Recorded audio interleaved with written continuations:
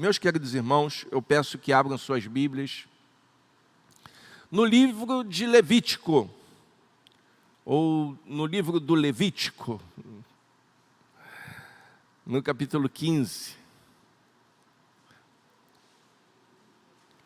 Levítico 15.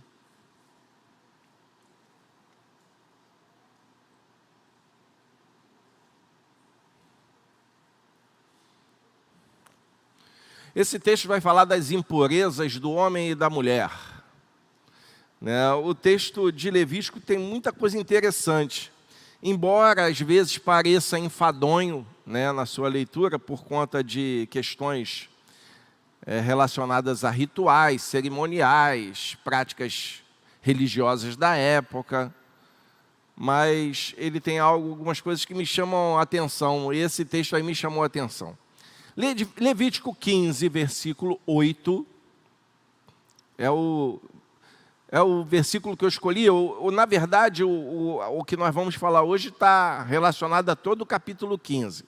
Mas eu escolhi o versículo 8. Se formos ampliar um pouco, vem lá, assim, capítulos anteriores, inclusive o 13 também ilustra o que a gente vai falar aqui. Mas o 15:8 já dá uma base e os irmãos vão saber por quê. Diz assim: se o homem cuspir em alguém que está puro, este lavará as suas roupas, se banhará com água e ficará impuro até a tarde. Que Deus nos dê sabedoria para entender sua palavra, amém? Meus irmãos, você vai estar pensando aí, o que esse doido está falando se alguém cuspir em outro, não sei o quê. Mas é porque se você olhar o capítulo 15, e o cuspir aqui não é só chegar e cuspir no outro, não, é falar cuspindo, acidentalmente também. Eu gosto de lembrar aqui dos tempos antigos, quando a gente ia em restaurante self-service, Eu gosto de lembrar disso. Tem gente que faz careta, que nojo, mas restaurante self-service, que as pessoas nas bandejas, com o prato na mão, na fila, e chega na sua vez, e elas não param de conversar e ficam conversando em cima da comida, já ajudando no tempero. E aquilo não é nem um pouco higiênico, fala sério. Hoje em dia é proibido conversar, e tem que estar de máscara, aquele negócio todo, pega a sua comida e sai. Existe uma preocupação hoje maior com a higiene, mas antes, a pessoa às vezes pegava um pedaço de, não gostei não, devolvia. Não, existia antigamente, nos tempos primitivos, existia esse tipo de coisa. Pois é.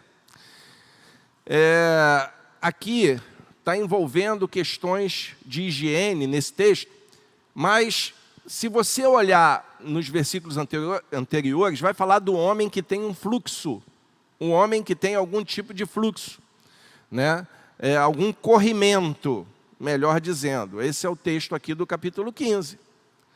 E aí, se você for lendo esse capítulo, você vai ver que existe uma série de cuidados para quem tinha um fluxo. O cara montou num animal, o animal ficava impuro, ninguém monta nele, até passar um período qualquer. Ele sentou em algum lugar, ficava impuro. Fala também de questões relacionadas a sexo, como se purificar, tomar banho, aquela história toda. Tem toda uma questão voltada para, na visão daquele povo da época, rituais e impureza cerimonial. Mas na visão de quem lê hoje, uma questão de higiene mesmo, de saúde. Se você olhar esse texto, e o texto do Levítico, de Números, de Êxodo, se você olhar a lei, você vai ver que era avançadíssima para aquela época, para aquele povo. A lei que Moisés recebeu de Deus e entregou para o povo, em termos de consciência, de higiene, era avançadíssima. Se nós pegarmos, por exemplo, essa lei de Moisés lá no Velho Testamento, 1000 anos antes de Cristo, 900 antes de Cristo, a idade que tiver aí, um pouco mais, um pouco menos, antes de Cristo, E se você olhar a Idade Média, onde as pessoas não tomavam banho, por exemplo, onde tomar banho era tido como algo que não fazia bem para a saúde, para muita gente. Tinha rei, na Idade Média, na França, que tomava banho uma vez por ano. Banho mesmo, banho à vera. E a água, muitas vezes, que era usada, começava pelos mais velhos. Quando chegava na criança, no bebê, aquela água estava naquele estado. Aí a criança ia tomar banho naquela água. Onde o buquê, eu leio, já li vários textos, onde o buquê, onde as mulheres usavam o buquê de flores para espantar o mau cheiro delas mesmas. Na idade onde a nobreza, né, usava aquelas roupas com aquelas armações, né, já vi em filme, as mulheres com aquela cinturinha, aquela armação naquela roupa, e tinha toda uma armação aramada por baixo, se colocava potes de mel ali, para que os insetos, ao invés de serem atraídos pelo cheiro das partes íntimas, irem para o pote de mel e não picar, não contaminar as mulheres. Onde não se tinha banheiro nos Vocês estão vendo? Vai em Petrópolis, no Palácio Imperial. Procura lá o banheiro. Você não vai achar. Originalmente não tem. Mas tem uma cadeira em formato de vaso sanitário. Uma cadeira tipo essas cadeiras higiênicas, em formato de vaso, onde ficava a latinha embaixo. Uma latinha de ouro para o imperador, né, e tal, mas é aquilo.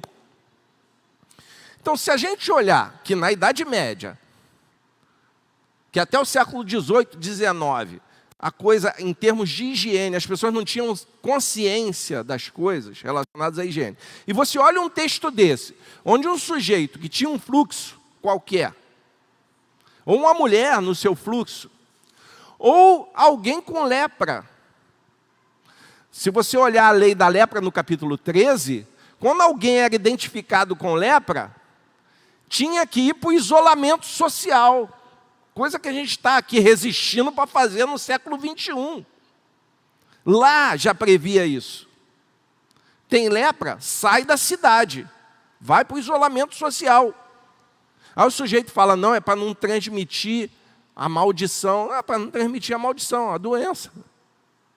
Era uma questão básica. Não existia banheiro, é verdade, o sujeito fazia o buraco, usava e tampava. Ó, cuidado, tampa esse buraco. Por quê? Para não ficar impuro. O que é ficar impuro? Na mente deles era uma questão espiritual. Mas, na real, para quem olha hoje, é uma questão básica de saúde pública. E é o que a gente vê aqui. Muitas coisas, aos olhos deles, estavam relacionadas a cerimonial, a religiosidade, a fé. Mas aos olhos de quem lê hoje, vê que tudo aquilo foi feito para preservar o povo.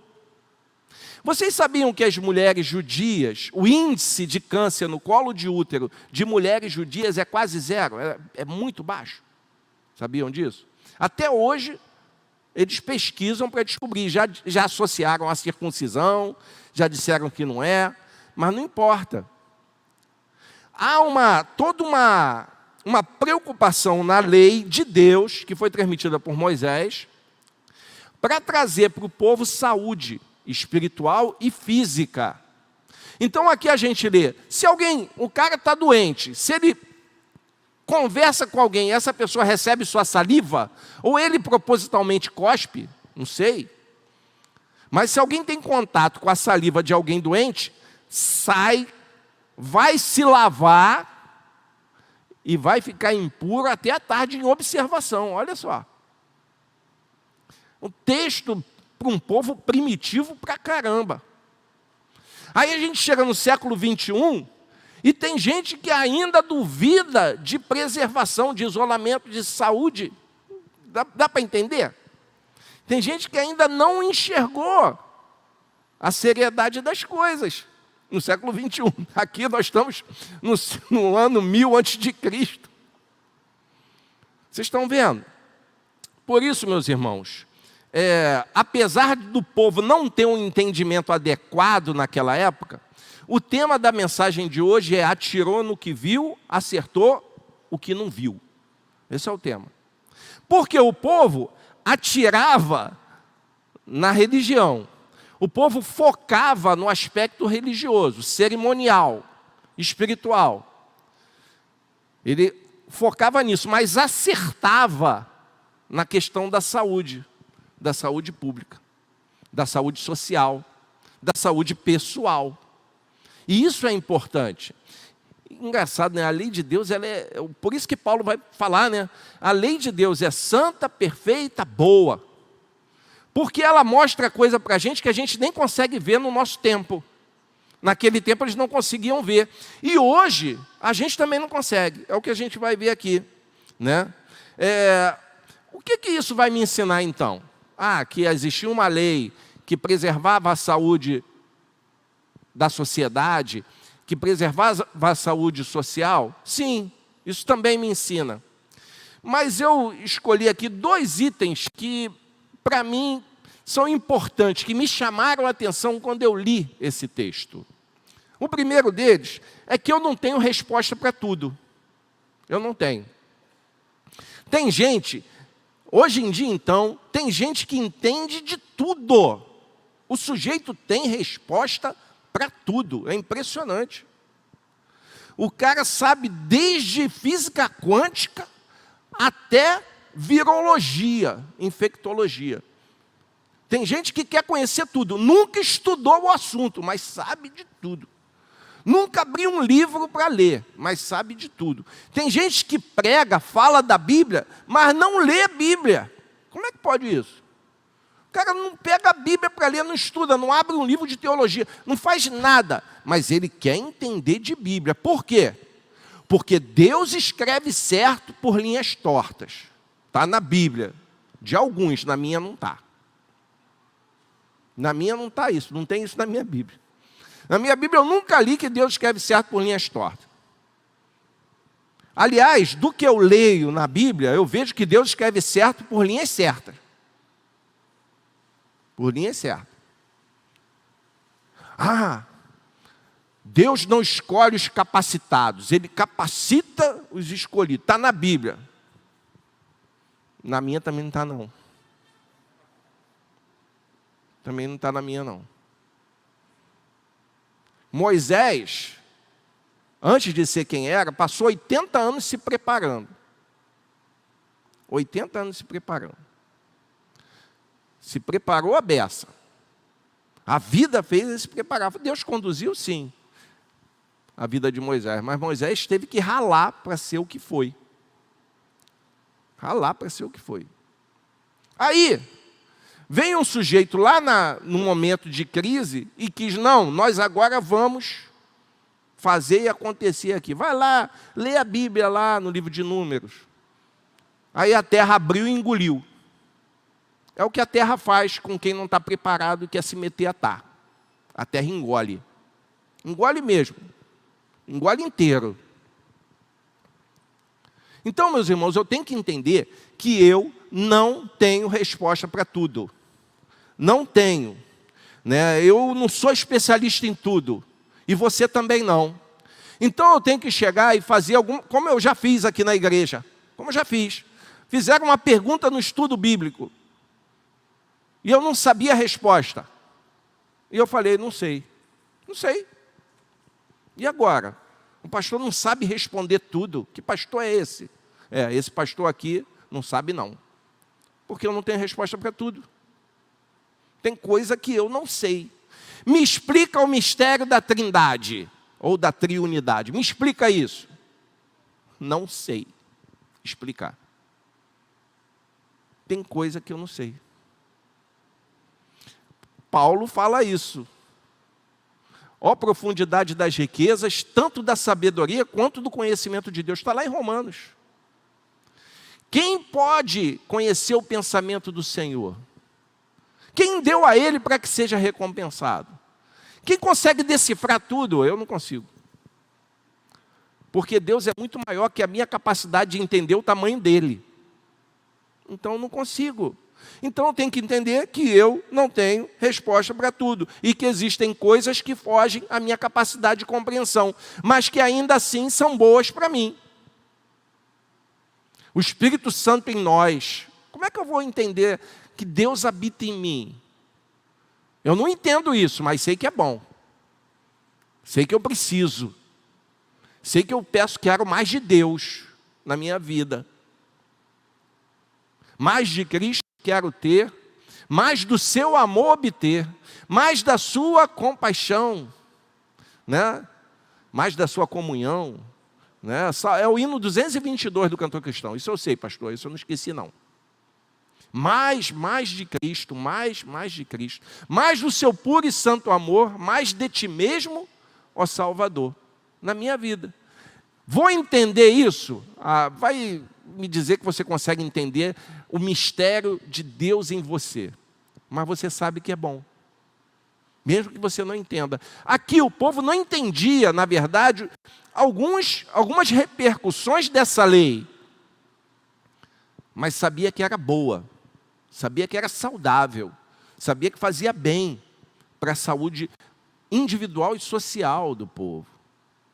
Da mesma forma que a gente não entende certos mecanismos de doenças, como a que a gente tem aí, que ainda não se compreende tudo sobre ela, mas já se sabe alguma coisa. E aquilo que a gente não compreende, a gente sabe que tem que cuidar, mesmo sem compreender. Então, meus queridos, fé em Deus não é querer dominar Deus. Fé em Deus não é querer achar que a gente vai compreender plenamente Deus. Não vai. A fé em Deus é crer que Ele faz o que é melhor. Fé em Deus não é acreditar que Deus faz o que você quer. Ter fé. Tem gente que fala, eu tenho fé que eu vou conseguir isso. Eu tenho fé que eu vou conseguir aquilo. Eu tenho fé que eu vou casar com ela. Eu tenho fé que eu vou ter aquela casa. Eu tenho fé que esse emprego é meu. Eu tenho fé que eu vou prosperar aqui. Eu tenho fé que eu vou prosperar ali. Aí não prospera, não acontece nada daquilo, aí perde a fé. Sabe por quê? Porque isso não é fé. Fé não é acreditar que você vai ter um Deus que vai fazer o que tu quer. Fé é crer que Deus vai fazer o que é melhor. É diferente. Mesmo que não seja o que eu quero. Isso é fé. Fé não é crer que Deus vai fazer o que você quer. Fé é crer que Deus vai fazer o que é melhor. É diferente. Porque nem sempre o que você quer é o melhor para você.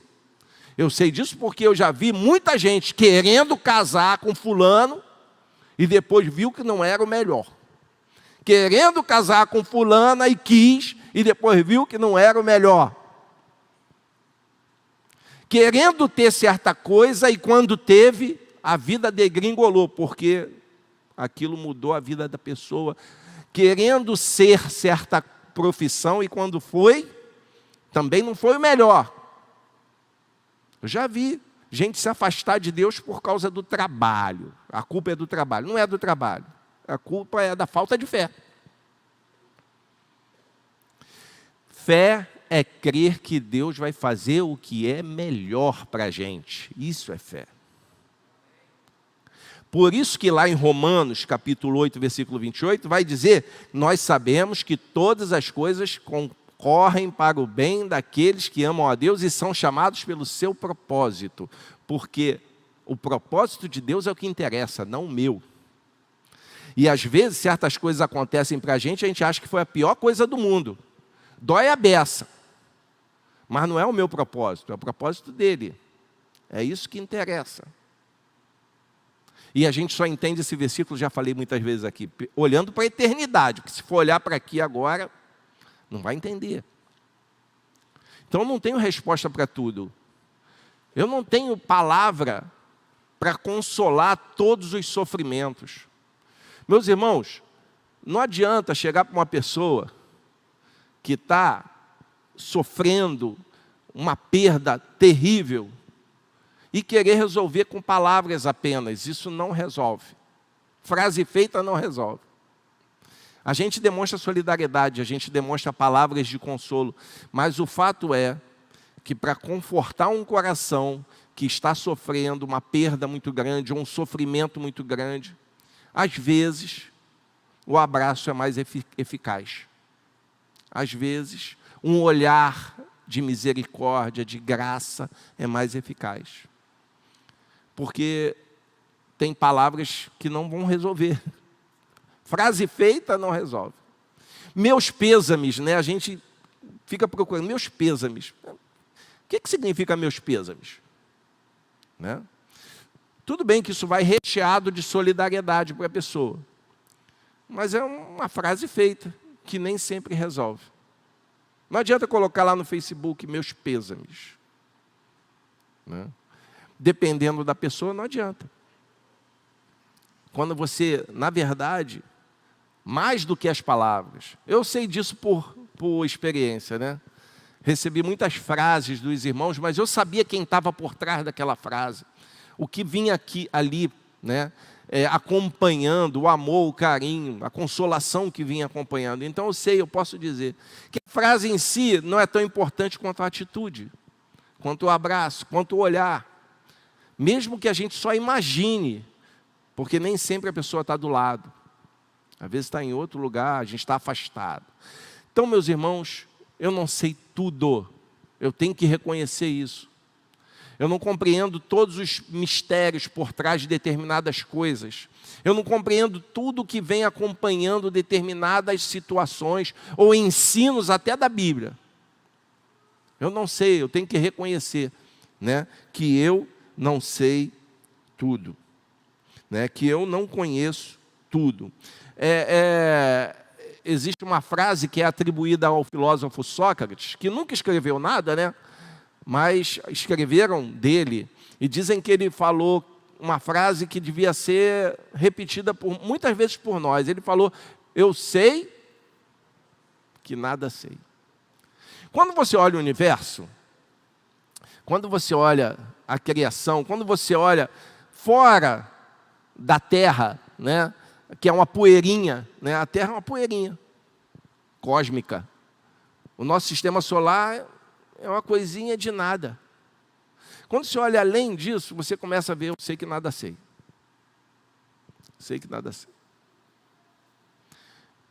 Quando você olha os dilemas da vida que surgem e às vezes assolam até nós mesmos, né, cada um, a gente acaba reconhecendo, eu sei que nada sei. Eu não sei. Eu não sei a resposta. Não tenho resposta. Só me resta aqui ir buscar a quem tem. Que é a segunda coisa que nós, né, temos aqui. Né? Nós vemos mistérios na Bíblia, na natureza. Nós vemos mistérios na nossa existência que nós não temos resposta. Aí me faz lembrar de um personagem do Ariano Suassuna, de um filme, O Chicó. Né? Eu já citei o Chicó aqui várias vezes. Né? Lembra do Chicó? Eu não sei, só sei que foi assim. Chicó vai falar isso.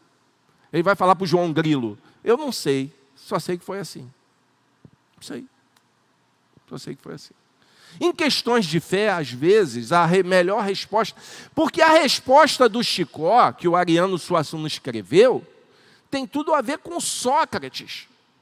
Eu sei que nada sei.